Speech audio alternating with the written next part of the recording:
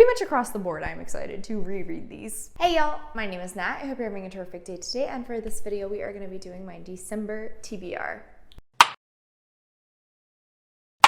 Alright, before we get into anything bookish, make sure to hit like and subscribe down below, as well as tell me in the comments what book are you most looking forward to getting to in December.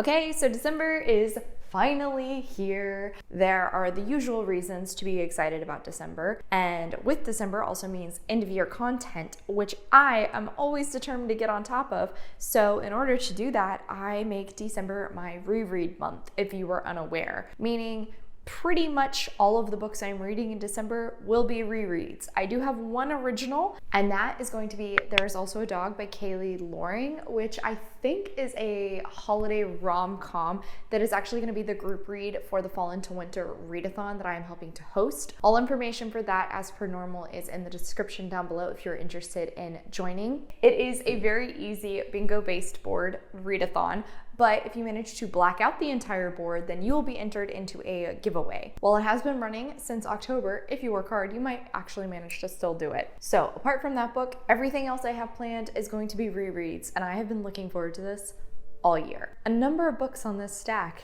that I've been wanting to get to for quite some time. Well, get to again.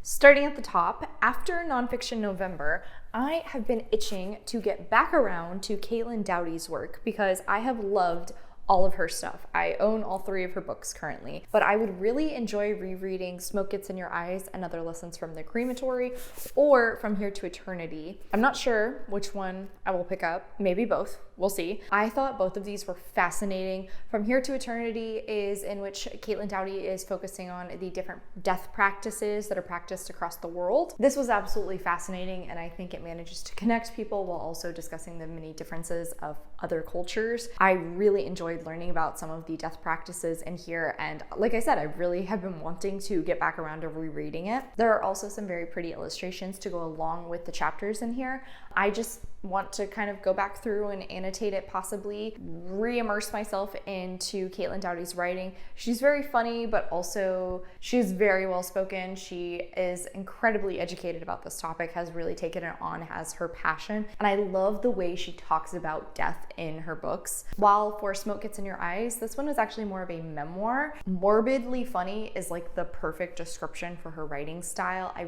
really enjoy it. There's so much interesting things that can be taken away from her stuff and how she talks about death. She really tries to bring it into the light as a topic that isn't as taboo as a lot of people seem to make it. At least in Western societies, it seems to be quite taboo, but Caitlin Doughty doesn't want to treat it as such. It is something that unfortunately we've all had to experience at some point. We will eventually experience ourselves, and that's something that can connect to all of us. So why should we treat it so terribly? It's just part of life. So hopefully I will get to one, maybe both of these. I also have been wanting to reread The Night Circus by Erin Morgenstern. Those automatically fell over. Anyway, I have been wanting to reread The Night Circus ever since I read The Starless Sea, and that happened last year? It's been a minute.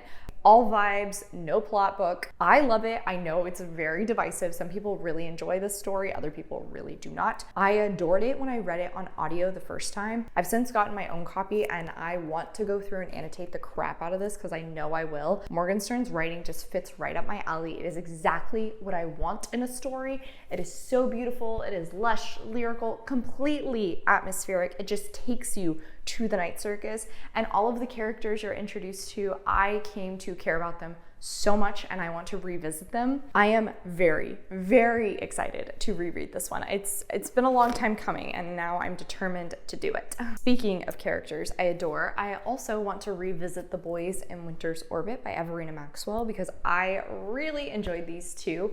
When I read this the first time, I actually had bought a copy that I was planning to give to my friend Allie, so I annotated that one for her. But I want to reread it for myself and actually annotate it for my own benefit. And now I have my own copy to do so. I loved this one. The perfect way to describe it that I think still works very well is red, white, and royal blue, but meets Star Wars. There is a political alliance marriage in this, and there's so much nuance in the relationship between Jayden and Keem. I adore these two. 𝗖cie is just the total hot mess that you can't help but appreciate. And 𝗖ine is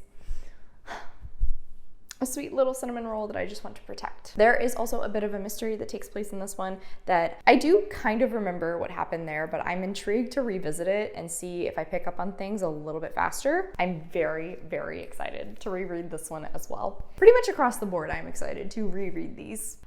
This one was a late edition, and it is because now that I have these new versions of Wolfsong and Ravensong, I want to annotate them. I want to mark them all up with my love for the found family in here because it is strong. Wolfsong has definitely seen a resurgence since it has been traditionally published, and I love that. I love seeing other people falling in love with this family, with these characters, with the romances, and I can't wait to revisit it. TJ Klune's writing just works very well for me here. It has a lot of the emotion and character work of House on the Cerulean Sea or Under the Whispering Door, but it's a bit darker, a bit heavier, a little spicier. I absolutely devoured these books when I read them the first time, and I got them from my library. So now that I have my own copies of at least the first two, the next two have not been released in this new styling yet. So ready for TJ Klune to just emotionally devastate me again. I don't think I had a cry counter for Wolfsong whenever I read it, but I do remember when I was reading Brother Song, that book made me like heavily tear up or cry over 20 times. TJ Klune can hit me in the feels so hard, and yet somehow I'm still gonna revisit this willingly. I can't wait, and I'm nervous. Just know I'm gonna love it again because like, his character work is just so good. Finally is These Three Beauties. This is a project. This is ambitious. The Extraordinary Adventures of the Athena Club series by Theodora Goss. So I'm just gonna set those two out. But the first one is The Strange Case of the Alchemist's Daughter. I read these, I think for the first time in 2020 via audio, and I loved them. This is another series that I absolutely devoured. I had so much fun with it. They are historical mysteries, but focused on characters who are female influenced by classic characters. There are a few that are like directly pulled from classics, such as Carmilla. So at the start of this one, we actually meet Dr. Jekyll's daughter, Mary, who ends up also meeting Mr. Hyde's daughter, Diana. And the two of them sort of work together to try and figure out what has happened to their father. They also meet some other characters along the way, which is how we form the Athena Club. Another wonderful found family. I really love how Goss twisted these characters that are influenced by classic pieces and made them more feminist, but also stayed true to the historical setting. While I don't think this is like the most perfect YA mystery series, it's just so much fun, and as the series continues, they do still have mysteries, but they become a lot more fantastical and extraordinary as they go on. I've been wanting to revisit them since I actually got physical copies. I'm hoping to start this. I think these have actually been on my December TBR for like the last 2 years and have yet to be touched, but I am hopeful that I will do so this year. The story is actually being told to us as one of the women, Catherine, is writing a book about it, writing about their adventures, and so there will be little interruptions by the other girls commenting on what Catherine is saying happened. I know some people really would not enjoy that because it messes with pacing and it can really take you out of the story, but personally, I loved them. I felt like it stayed so true to the characters and really matched with what we had learned about them. It perfectly showcases what their found family becomes as well. You get to see their dynamics continue into those interactions. It's just so great. Like I said, this one is definitely just going to be a really fun time. A ambitious reread stack, but I'm determined to hopefully get to half of these. I'll say half. All of them is not a high chance. Plus, you know, end of the year content and holidays, so obviously life is going to be a little bit busier as well, which is why I try to focus on rereading around this time of year. It has worked really well for me in the last 2 years, and it always just reinvigorates me, gets me excited to start out January. Okay, these are really heavy, so I'm gonna put them down. All right, y'all, so that's it for today. Thank you so much for coming to my channel. I really appreciate it. Make sure to hit like and subscribe down below. I have all my socials, as well as a few ways you can support me, linked in the description. I come out with videos on Monday and Friday, but until then, I hope you continue to have a terrific day. Love you, bye!